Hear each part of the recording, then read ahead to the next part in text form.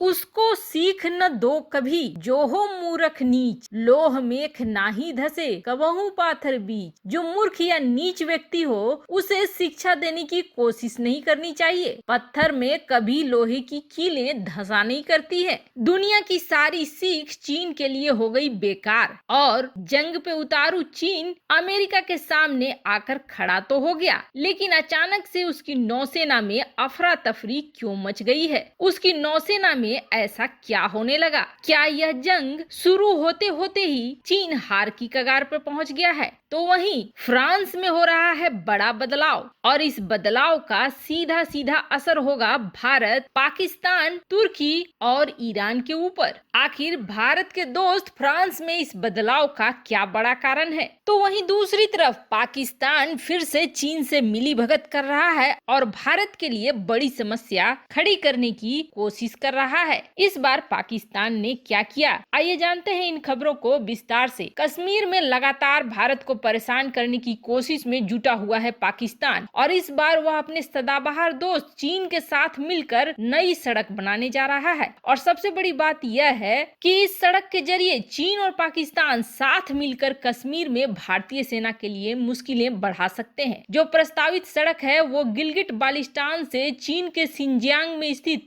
यारकंद तक बनाई जाएगी। आपको बता दें, गिलगिट बाल्टिस्तान भारत का अभिन्न अंग है जिसे पाकिस्तान ने अवैध रूप से कब्जा किया हुआ है। साउथ चाइना मॉर्निंग पोस्ट की रिपोर्ट के अनुसार अभी चीन और पाकिस्तान केवल काराकोरम राजमार्ग से जुड़े हुए हैं। इस सड़क को 1978 में खुन जादाब दर्रे में एक क्रॉसिंग बनाकर पूरा किया गया था। दुर्गम इलाके से होकर गुजरने वाली इस सड़क से चीन और पाकिस्तान की सारी जरूरतें पूरी नहीं हो पाई हैं। ठंड के मौसम में जब बर्फबारी बहुत ज्यादा होती है तो यह रास्ता बंद हो जाता है। ऐसे में इस नई सड़क के जरिए पाकिस्तान चीन तक की सप्लाई रूट को पूरे साल खोल के रखने के लिए नई सड़क बना रहा है। लेकिन इस सड़क का असली मकसद भारत के लिए बड़ा ही खतरनाक है। पाकिस्तान का यह रास्ता सियाचिन के उत्तर से गुजरने वाला है। ऐसे में संभावना ये जताई जा रही है कि चीन और पाकिस्तान इस सड़क के जरिए अपने सामरिक हितों को साधेंगे। आपको बता दें, 740 किलोमीटर लंबी भारत पाकिस्तान सीमा के सुदूर उत्तर में सियाचिन है और सियाचिन के लिए एक बार लड़ाई पहले भी हो चुकी है।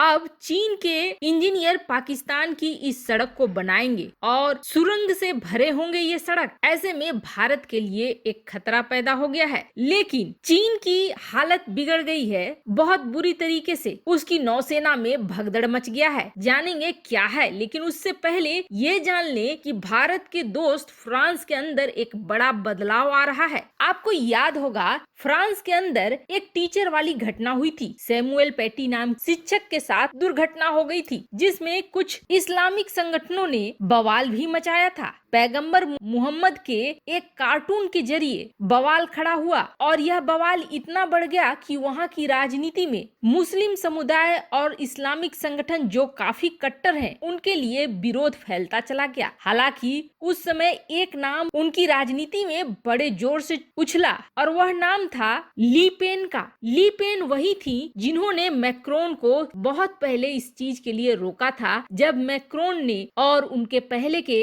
राष्ट्रपतियों ने फ्रांस का दरवाजा आने वाले रिफ्यूजियों के लिए खोल रखा था। उन्होंने रिफ्यूजियों का स्वागत किया था और आज वही रिफ्यूजी फ्रांस के लिए सबसे बड़ी समस्या बन गए। उस वक्त ली पेन ने ये कहा था कि ये लोग जिस जगह से आ रहे हैं, इन्होंने कभी न तो खुले विचारों को देखा है और न ही खुली सोच में रहे हैं। ऐसे में इनका तुरंत से फ्रांस में घुस जाना और यहाँ के लोगों के साथ रच बस जाना संभव नहीं है। ये लोग बाद में खतरा पैदा करेंगे फ्रांस के लिए, इसलिए पहले इनकी शिक्षा होनी चाहिए, तभी इन्हें फ्रांस में बसने की अनुमति मिलनी चाहिए। उस वक्त मैक्रोन ने भी उनकी बात को अनसुना करा था और उनसे पहले के राष्ट्रपतियों ने भी करा था, लेकिन इसका फल भुगतना पड़ा अब जब टीचर वाली घटना हुई और उसके बाद फ्रांस में इस्लामिक संगठन क्या होता है और कट्टरवादी इस्लामिक संगठन किस तरह से बर्ताव करते हैं वो भी दिखने लगा। उसके बाद फ्रांस के अंदर कट्टरवादी मुस्लिम संगठनों के प्रति एक आक्रोश दिखने लगा फ्रांस में धुर दक्षिणपंथी नेता मानी जाती हैं मेरी ली पेन, और उनका यह कहना है कि मुसलमानों के टोपी पहनने पर हर जगह रोक लगनी चाहिए। जब से उन्होंने ये मांग उठाई है तब से उनकी लोकप्रियता में और तेजी से इजाफा हुआ है, और अब ये कहा जा रहा है कि एमुनेल मैक्रोन के बराबर समर्थन मिलता दिख रहा है ली पेन को। और फ्रांस में सिर्फ 15 महीने बाद राष्ट्रपति चुनाव होने वाला है, जिसके मद्देनजर वहाँ दिख रहे ट्रेंड को काफी खास माना जा रहा है। वैसे इस बार अगर ली पेन सत्ता में बैठती है तो आपको बता दें वो बड़ी ही कट्टर और दृढ़ निश्चय वाली नेता है, तो बहुत सारी नतीजे देखने को ईरान, तुर्की और पाकिस्तान को जरूर मिलेंगे, क्योंकि मैक्रोन ने जो अभी दिखाया है वो तो बस ट्रेलर है, असली कहानी तो ली पेन लिखेंगी। वैसे भारत के साथ फ्रांस के रिश्ते काफी पुराने हैं, इसलिए भारत और फ्रांस का रिश्ता तब भी वैसा ही रहेगा जैसा आज मैक्रोन के साथ है। वहीं दूसरी तरफ चीन लगातार दक्षिण चीन सागर में आक्रामकता बढ़ाया जा रहा है, और हाल ही में उसने अपने कोस्ट गार्ड को ये अनुमति दे दी है कि कोई भी शत्रु दिखे उस पर सीधे गोली चला दे। यहाँ तक कि अमेरिका के आमने सामने आकर खड़ा हो गया है, जिसके बाद अचानक से उसकी सेना में अफरा तफरी मची हुई है, और ये अफरा तफरी मचने का कारण ये है कि उसके अधिकतर नौसैनिक बीमार हो रहे हैं। खास करके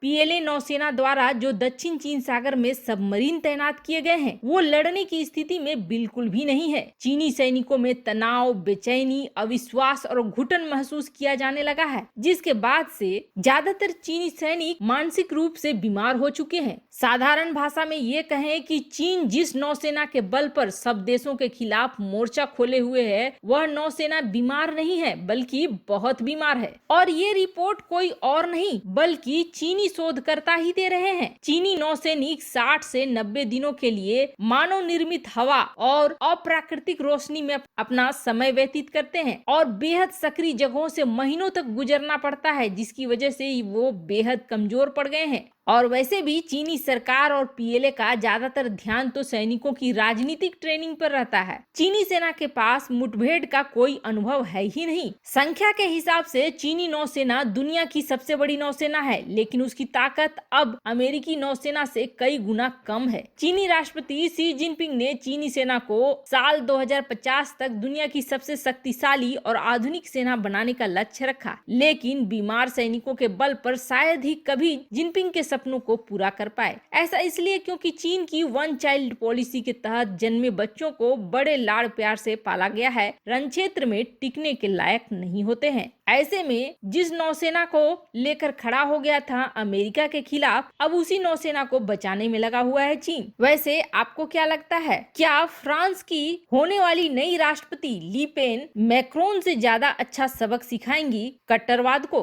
कमेंट कर अपनी राय जरूर बताएं। जल्द मिलते हैं अगले वीडियो में नई खबर के साथ।